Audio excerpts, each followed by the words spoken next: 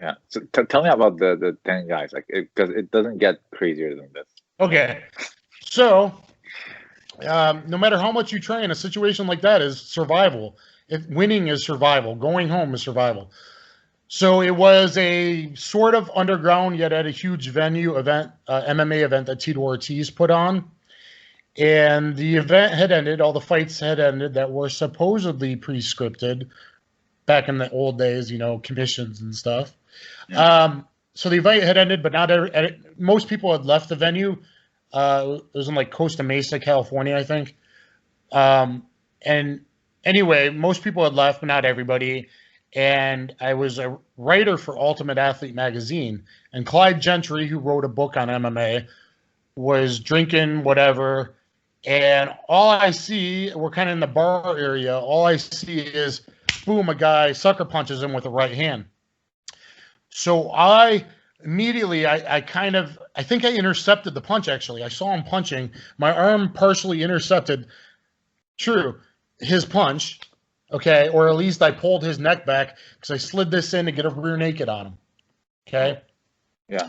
So, and later it looked like Clyde, the punch had just barely nicked him. So I think I pulled the reach and the extension of the punch off of him a bit, kind of saving him. So now I got this big guy in a rear naked. Okay. Yeah. So, which you either want this or this to hide your eyeballs from getting gouged, by the way. But I'm pulling him backwards and I'm partially choking this guy out. Yeah. And immediately I'm getting surrounded as guys come in on both sides behind him and they're trying to punch me in the face. And like a video game, no joke, like a video game, I'm using him as body armor. Yeah.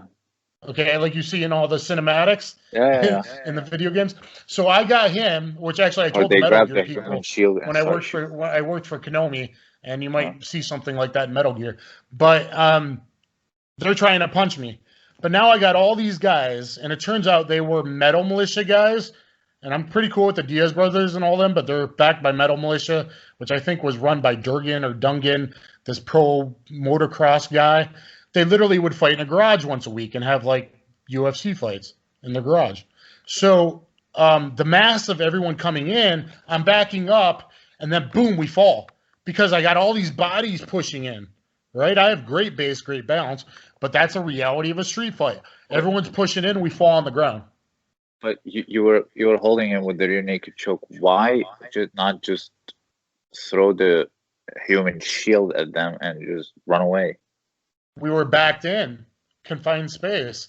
I was backing up to the bar, and it was kind of blocked off on both sides. We got a wall on one side and the other. There was that many people. There wasn't it happened fast, and there wasn't an escape route.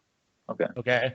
So we fall on the ground, and now not all of them tried to stop me, but I got people trying to like soccer kick me and stop me from each side. So I'm open guard, and now old school BJJ self-defense. I'm open guard, trying not to get kicked in the head, covering, and I'm doing oblique kicks to their knees. Yeah. Okay, and they're trying to kick me and soccer kick me, stomp me. Luckily, not all of them. Probably 3 or 4 were throwing kicks on the ground.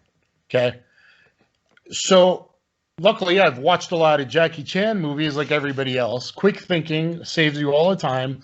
I look behind me because I'm on my back. I look this way, and there was these kind of like tall, like, I don't know, 4.5, like 4 foot tall things to put your drinks on, like drink stands. Yeah. And no joke, I did the proper, all the black belts are teaching it wrong. The proper old school BJJ, oblique kick a guy in the knee, and then do a proper stand up, get up to base. The technical stand up. Yeah, they changed the name, technical stand up. But everyone's not J-hooking around, and they're not making the space like you're supposed to. Literally, black belts all over are teaching it wrong nowadays. So you have to jump back in a way that makes space, that if the guy throws an overhand or has a stick, your head's getting out. You got to make distance. You got to expand and make space. So I did the get up or technical stand up underneath one of these where there was a bunch of them in a row, like places to put your drinks that were wood with metal, like rectangles with poles. So I did it, and I put a barrier in between us, and I fucking ran the hell out of there, man. Yeah, like if I'm, yeah, like sometimes, yeah, like the best sprinter is the best survivor. Let's be honest. It doesn't matter how many years you've trained when it's 10 out of 1. You Yeah. can survive a lot better, but you get the F out of Dodge or you pull a weapon as an equalizer. Those are your options. And you might end up in prison, even though you shouldn't, because of politics and who the DA is. So, yeah, if you can, you run away.